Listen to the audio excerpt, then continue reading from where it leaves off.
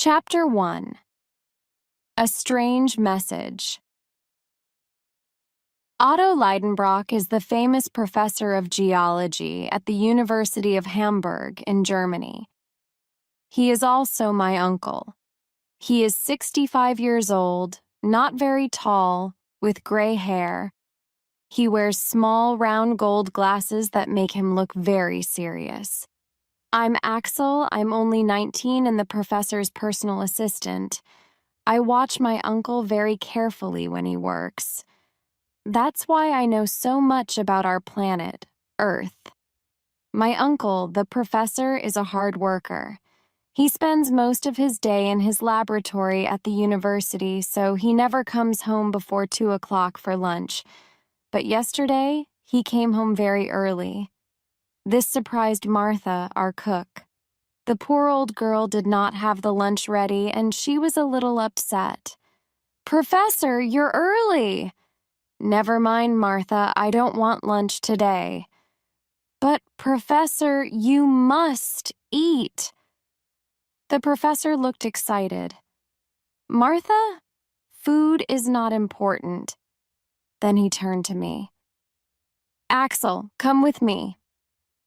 He took me into his library. It was a big room with lots of bookcases against the walls and heavy velvet curtains in front of the windows. In the middle of the room, there was a desk where my uncle spent most of his evenings. He took an old book out of his coat pocket. He looked at me. "Axel, look at this, look at this." I took it from his hand. Its cover was hard and it looked very old. "Why, what is it, Professor?" "I found it today in an old bookshop. It's 700 years old." "What's it about?" "It's about the old princes from Norway who came to live in Iceland." "Why is that so special?" He smiled and said, "Because it is written in a language that no one uses anymore." I opened the book and saw strange letters from a strange alphabet. I did not understand any of it. I turned its yellow pages and a piece of paper fell out of the book onto the floor. The professor jumped on it. "What's this?" It was an old yellow piece of paper with the same strange letters on it. The professor knew many languages, but he could not read this old language from Iceland. He took a thick book from one of the shelves. It was a dictionary for all the old languages in the world which people do not speak today. Then he gave me a piece of paper and a pencil. "Axel, write down these letters as I read them to you." When we finished, this is what they said. "Go into the volcano at Snæfellsjökull. Before the 1st of July, the sun will show you the way to the center of the earth. Make this journey. It is fantastic." The name under this strange message was Arne Saknussemm. Arne Saknussemm. I don't believe it. Who's she? He was a famous scientist. He wrote many strange things about the earth, but no one believed him. They said he was crazy. This must be the answer to the things he said. He left this piece of paper in the old book for someone to find. Do you understand, Axel, how lucky we are? Then he turned to the library door. "Martha." I couldn't understand any of the things my uncle said. "What do you mean, we?" Martha opened the door to the library.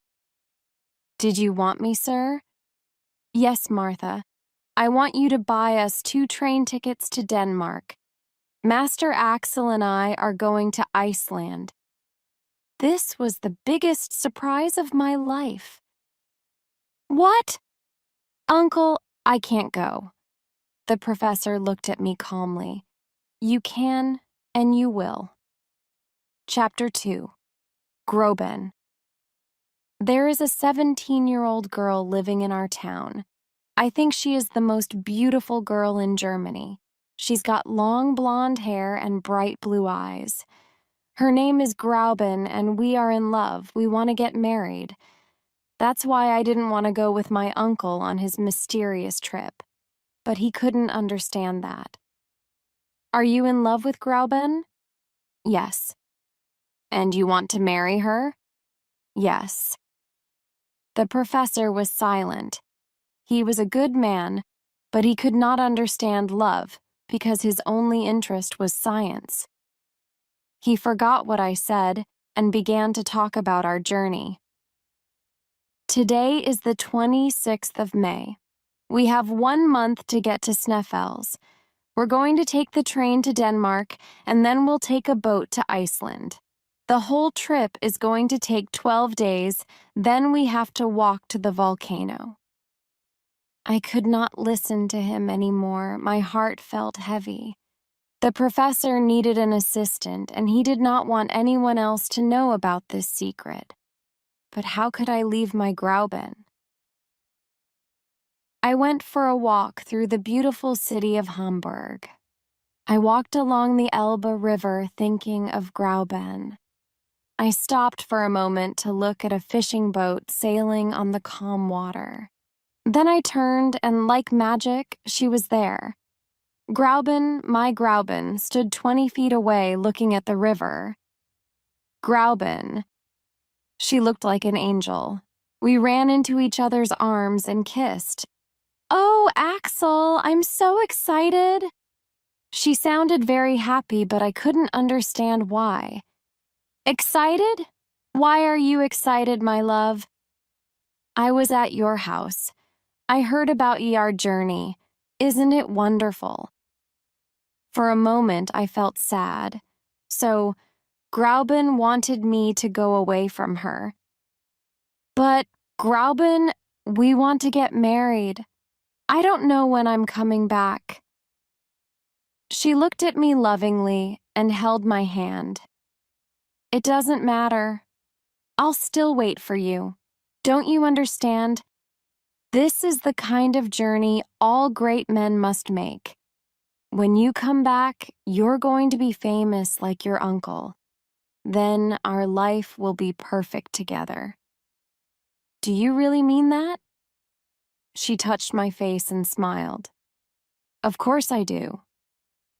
Oh, Grauben, you are the most wonderful girl in the world. Back at my uncle's house, I felt excited. Then, I thought of something. Maybe this adventure was too dangerous. Maybe we wouldn't come back. I ran into the library where my uncle was. Uncle, is it possible that we won't come back from this journey? His answer didn't make me feel any better. There's only one way to find out, Axel. Chapter 3. Iceland. It was very early in the morning when the boat got to Iceland. We could see the round body of the Snæfellsjökull volcano going up into the sky through the clouds. It had snow near the top, and it looked like an angry monster waiting for someone to try and climb it. The boat stopped at Reykjavik. It was a small town with small brick houses. Mr. Fridriksson, a professor from the university there, met us at the boat. He looked very friendly and smiled when he saw us. You must be Professor Liedenbrock. And you must be Professor Fridriksson. This is my assistant, Axel. We shook hands. You got my letter then? Oh, yes, Professor, and everything is ready for you. Please come with me. My uncle did not tell anyone the real reason for our journey.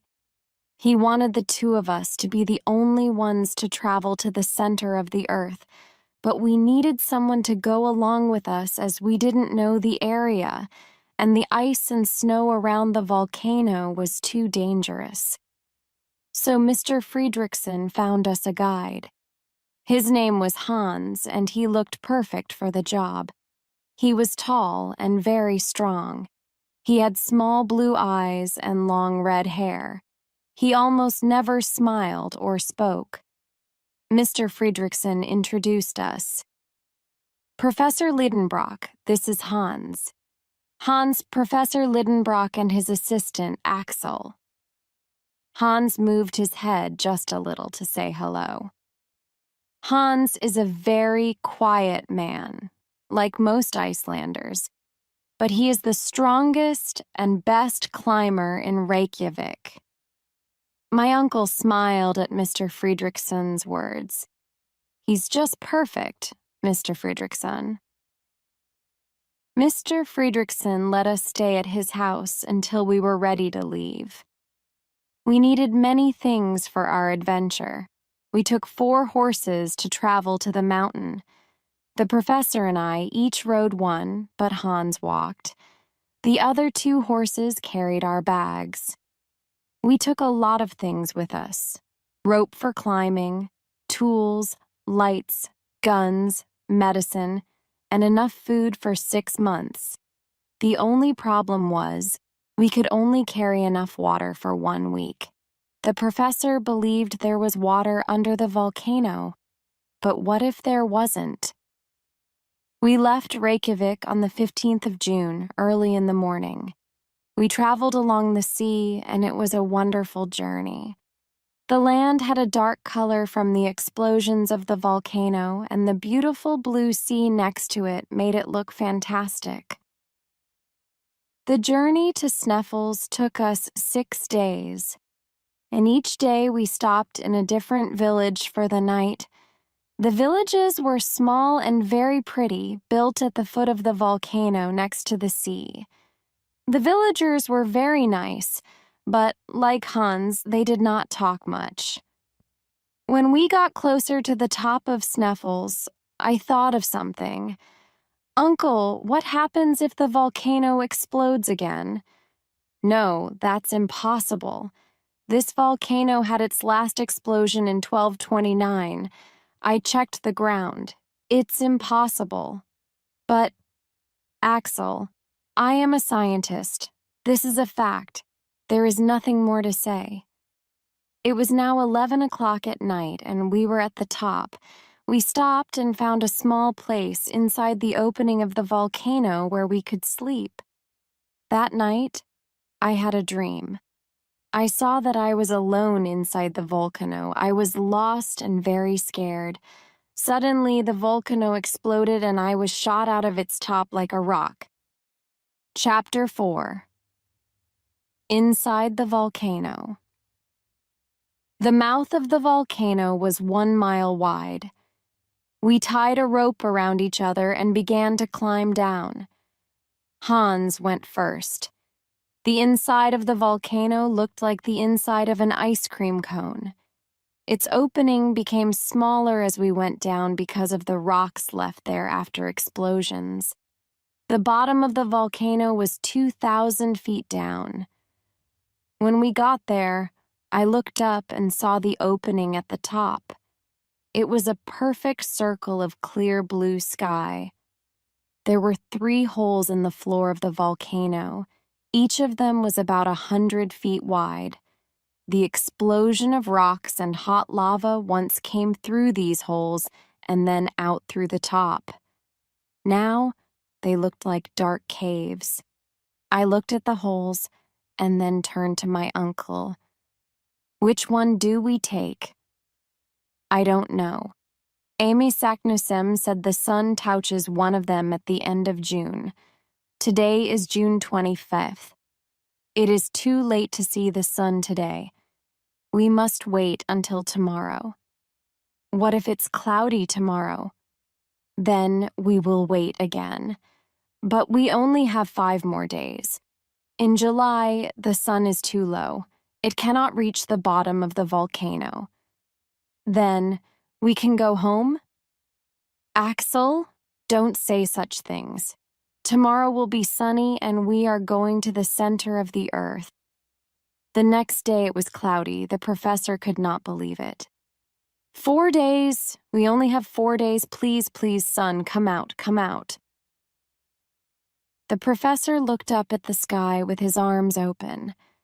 The only thing he wanted now was to see the sun shine. I thought of Grauben and the danger waiting for my uncle and myself inside those holes. I hoped for rain. Hans built a small house from the large rocks he found on the floor of the volcano. He never said much, but he always thought of something useful to do. I checked the rock of the volcano walls to see how old they were. Drops of water from the ice and the snow outside ran down the wall, and the sound they made inside was like music. Suddenly, the professor called out my name. Axel! Axel, come here! I ran to him, curious to see what was there. What is it? Look at this! There were 2 words on the wall of the volcano in the old Icelandic language. What does it say? Arne Saknusem. He was here. We're in the right place. The next day, the sun came out, and at 1:13 in the afternoon, it touched the hole in the center of the floor. That's it. That's the hole to the center of the earth. Let's go. Hans brought our bags, but there was one problem. We could not carry all of them and climb down the hole at the same time. What must we do now? The professor took off his glasses and cleaned them while he tried to think of a solution. Well, we'll throw everything we don't need down the hole, and we'll find it when we get to the bottom. Hans threw the bags down the hole in front of us. We listened, but we never heard them hit the bottom. Chapter 5. Lost in the tunnels. We put our rope through holes in the rocks on the sides of the walls, then climbed down. Hans went first, then my uncle, then me. Every 200 feet, we found a flat rock to stop on. We pulled the rope down from above us, tied it to a new rock, then started again. We did this for almost 10 hours. We traveled 2,000 feet down. Finally, Hans said something. Stop! It was only one word, but it was nice to finally hear his voice. What happened? We're at the bottom. The professor and I looked at him. Of what? I don't know. There was a turn in the hole. There was an open area like a cave at the bottom of the hole, which continued to the right. Our bags were there. After 10 hours of climbing down, we were very tired. We decided to spend the night there. In the morning, we continued our journey down. The hole now opened and looked more like a tunnel. We did not need to climb because we could walk down this tunnel. We used our torches so we could see the rock on the walls clearly. It looked like glass of different colors. Some of it was red, some was brown, and some was yellow. My uncle saw me looking at it. That's from the lava. It's beautiful. So you're starting to enjoy our journey. There's more to see. Come along. We walked for 2 more days and we found other tunnels. There were tunnels everywhere, but we did not know which was the right one. Unluckily, our water finished. Now, what are we going to do? We're going to find a spring. There are many, but we have to go down further. I could not move. I was very tired and thirsty and thinking of Grauben. Uncle, I can't go on. Axel, please, we are going to find water. Water! It was Hans's voice. What did you say? Water! There was a loud sound behind the wall next to us. It sounded like the water of a river. Hans took a pickaxe and made a hole in the wall. Water came out onto the floor around us. I told you, Axel, water. Ow, it's hot. Don't touch it. It needs air. We're too far underground. The water was cold enough to drink after a few minutes, and we all felt strong again. We continued our journey, but I made a serious mistake. I was very excited about finding the water, and I went first. I walked too far in front of the others, and I got lost. I tried to go back, but I could not find them.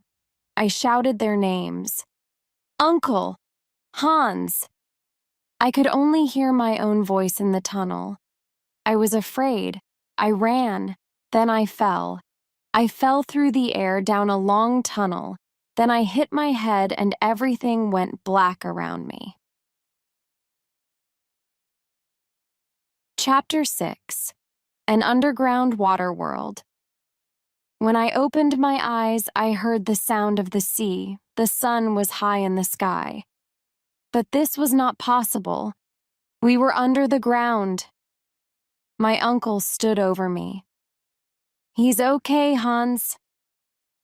I saw Hans smile. My head hurt. I touched it, and I felt a bandage on it.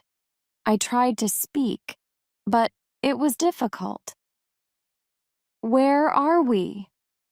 Don't speak, Axel. You had a terrible fall. We heard you screaming.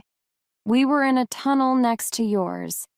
Luckily, the two channels came out here, on this beach. My uncle sat down next to me and spoke with more excitement in his voice. Axel, we found an underground sea. There are trees here and the bones of animals that lived thousands of years ago. When you get better, we are sailing across this sea. Oh, Axel, you can't imagine how happy I am. I could not move much for 2 days. I heard Hans building a boat for us to sail in, but I could not understand how there was light. The professor explained this to me. It is a mystery, like so many things, but it is something like electricity coming from the heat of these rocks. We are inside something like a giant cave. The top of it is a few miles high. There are even clouds because of the water. I looked up and saw the clouds. I could not see the top of this cave, but it was difficult to believe that all of this was under the earth. When I felt strong again, I took a walk along the beach. There were shells there from a time before man walked on the earth. I saw the bones of something which looked like a huge elephant. I thought, can things live under the earth? Are there any animals alive down here? The boat was ready and we were ready to sail. We left the beach and a strong wind pushed us quickly out to sea. After a few hours on this strange sea, Hans tied the pickaxe to a rope and threw it into the water. The professor wanted to know how deep the sea was. It never touched the bottom. When Hans pulled it back into the boat, its metal head looked different. There were large marks on it. What's that? Hans looked at it closely. Teeth. Teeth? Could something so big live in these waters? The professor looked at his compass. We are traveling south. If I am right, we left Iceland when we went under the volcano. We traveled under the Atlantic Ocean and now we are under Scotland. That's fantastic. But we're still not going down. I want to go further down. Suddenly, there were huge waves rocking the boat. What's happening? Hans pointed to something dark about a mile away from us. It came closer and I thought I saw a giant dolphin. I was wrong. It was an alligator. It came closer and I saw that I was wrong again. It was something with the body of a dolphin and the head of an alligator. It was over 100 feet long. Then, I saw a huge snake with a shell on its back like a turtle's. We took the guns in our hands, but the animals did not care about us. They fought each other. It was a horrible fight. We heard the snake hissing and the dolphin screaming. They both dove under the water. Everything was quiet. Then the snake's head came out of the water. It hissed one more time before it died in the water. But where was the monster dolphin? Chapter 7. A Terrible Storm. Now our journey felt even more dangerous. The professor was frightened, but nothing could stop him from going to the center of the earth. Hans continued to sail the boat, but we did not see land. We traveled for hours, but we did not hear or see anything. Then there was a sound like fast-running water. We couldn't see it, but we could hear it. It got louder. Then we saw it. Look, it's water shooting up into the air, and it's coming from the body of a huge sea creature. We tried to turn the boat, but the waves pulled us near the creature. For a moment, I thought that this was the end of our journey. The water went up 500 feet high into the air. An animal that could do this could kill us easily. Then we saw that the long black body we thought was an animal was an island. It was like a small volcano shooting up water instead of lava. That's where all this water is coming from. Axel, check the temperature of the water here. I took a thermometer out of my inside jacket pocket and I put it in the water for a few seconds. 163 degrees Fahrenheit. We're close to the center. We can't go on, Uncle. It's too hot. We must. The electric light coming from the rocks over our heads began to make explosions. The clouds were now near the water. Small lines of light that looked like snakes exploded all around us. The waves were bigger now and pushed us away. I was very scared. What's happening? The explosions were too loud for us to hear each other. It's an electrical storm, Hans. Hans tried to keep the boat from sinking. The wind pushed us through the water like a race car. Suddenly, a large ball of white electric light fell on the boat. None of us could move. It held our feet with its electric power. We shouted to each other, but none of us could hear anything. The boat moved by itself, and there was nothing we could do.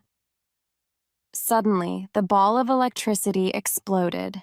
We all fell down, and a huge wave threw us into the water. Hans had the professor in one arm and me in the other. I don't know how he did it, but he got us to land safely.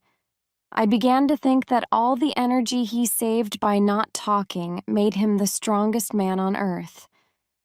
The storm stopped, and we saw the boat, still on the water, 100 feet away. Hans swam out to save our food and equipment. The professor and I tried to understand where we were. I think that sea is 800 miles wide. That means we went under Europe. The Mediterranean Sea is now over our heads. Let's wait for Hans to bring back the compass. When Hans brought back the compass, the professor and I could not believe what we saw. It said we were north and not south. That meant the wind took us back to the place where we started. Chapter 8. A Lost World. We were on the north side of the sea again, but not on the same beach as before. For this reason, we began to look around to see what we could find. The professor didn't want us to stay there for long. He wanted to sail on the sea again. "Professor, it's too dangerous. You saw what happened."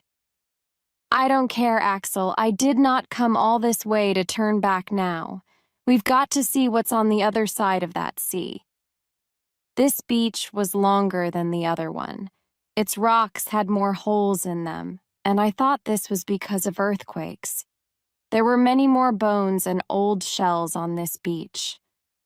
"Look at all this, Axel. We can read the whole history of the world from these bones." There were skeletons of animals that are not living today. It was very exciting to see them out in the open and not in a museum. "Axel, look, a human head." There, with all the other bones, was the head of a man. How did it get here? Did it fall down one of those holes like we did? Was that going to happen to us? The professor was excited. If other scientists could see me now, this could be the oldest skeleton ever found. We walked further down and the beach changed. Now there were large trees and small plants around us. The further we went, the more life we found. Suddenly I saw something move behind the trees. My uncle and I hid. It was a family of mammoths from thousands of years ago. "Axel, can you believe it? There is another world under our earth. But are there also people here?" "Yes. Look." I couldn't believe it. Walking behind the mammoths was a giant man. He was over 12 feet tall with long hair and a beard. He had a piece of animal skin around his waist. Should we try to talk to him? No, he looks dangerous. Hans is not with us, and we don't have our guns. Let's go back to the boat. We ran away quietly, so the prehistoric man did not see us. When we stopped running, we were back at the beach. I saw an old knife on a rock. "Let's clean this and keep it. It could be useful." "Axel, don't you understand what this is?" "Yes, it's a knife. But it's made of metal. It is only 200 or 300 years old." "Do you mean—" "Yes, Arne Saknussemm." The professor saw a cave nearby. He ran to it. "Axel, it's him." On the rock next to the entrance of this cave, there were 2 letters in Old Icelandic, AS. The professor looked very excited. This must be the entrance we are looking for. Chapter 9. The Last Tunnel. Hans brought the boat to the end of the beach where the cave was. We tied it to a rock in the water and took our bags to the cave. "Are we going to use the boat again?" "I don't know. Maybe if we come back this way. But who knows where this new tunnel will take us?" We needed the boat sooner than we thought. We walked about 12 feet inside the cave. Then we saw a huge rock blocking the tunnel. We couldn't understand it. How could Arne Saknussemm get around this rock? The professor thought for a moment and then he looked at the rock. Maybe it fell after his journey, in the last 200 years, probably after an earthquake or a terrible storm. I wish there was another earthquake to move that rock from the entrance of the cave. "Axel, that's it. We can use the gunpowder to move this rock again. Do you think it will work?" There's only one way to find out. We still had some extra gunpowder with us for the guns. Hans made a hole in the rock with his pickaxe, then we put the gunpowder inside. We used the rope to light it, but we made it very long to give us time to move back and hide.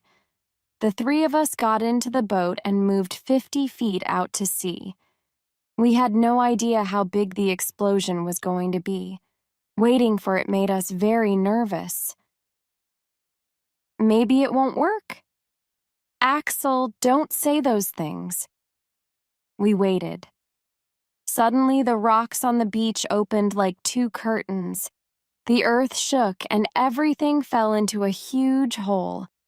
We fell back in the boat, and the final explosion made the sea rise in a huge wave which pushed us back to the beach. We were in the air, on top of the water, and the hole was below us. It looked big enough to take in all the world. We're going down into the hole. That's what we want. Not this way, we shouted, because the noise of falling rocks was all around us, and we couldn't hear each other. The boat moved like a train through the tunnel, then we crashed into a new river of fresh water. The boat went under and came back up so fast that there was very little water in it. I don't know how we stayed in it. We held onto the sides of the boat with all of our strength. Professor, where are we? I don't know, but the water is taking us somewhere. We have no choice but to follow it. It's getting hot. The temperature was high. The walls had the red color of lava. Are we under another volcano? When I finished my sentence, we heard a loud roar from behind us. Water and air pushed us forward faster. The walls began to shake and rocks began to fall. Professor! Then it was clear. We were inside a volcano and it was going to explode. I could see the blue sky through the round hole at the top of the volcano. There was one more terrible roar and we were flying up into the air. Chapter 10. Back home. The volcano threw us into the sea. Hans saved us again with his amazing strength.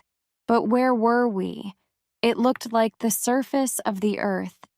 There were small boats in the water and olive and fruit trees on the land.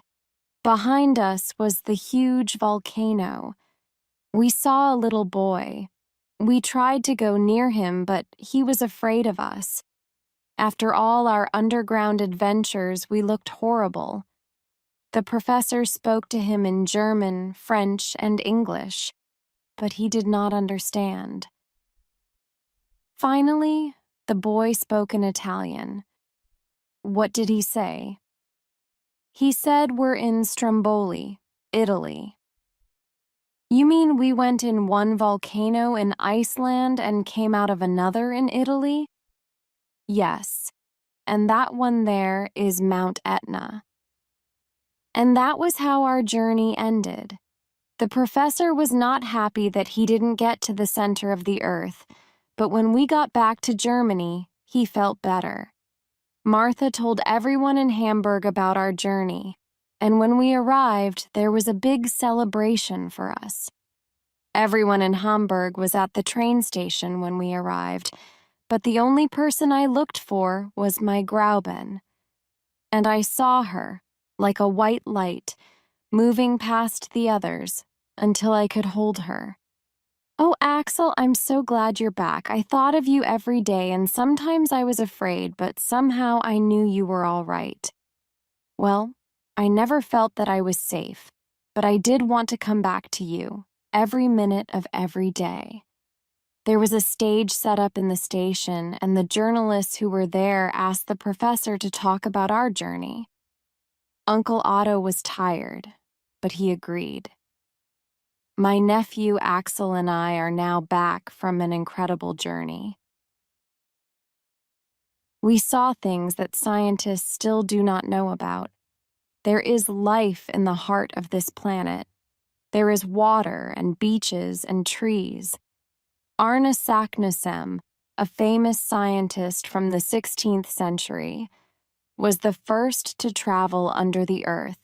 We are the second. I do not know if others will try this dangerous adventure in the future. If they do, they need someone like our guide Hans with them, or I'm afraid they will not survive. For a moment, I thought I saw a smile on Hans's face as the people clapped and cheered. But, as usual, the quiet Icelander didn't say a word.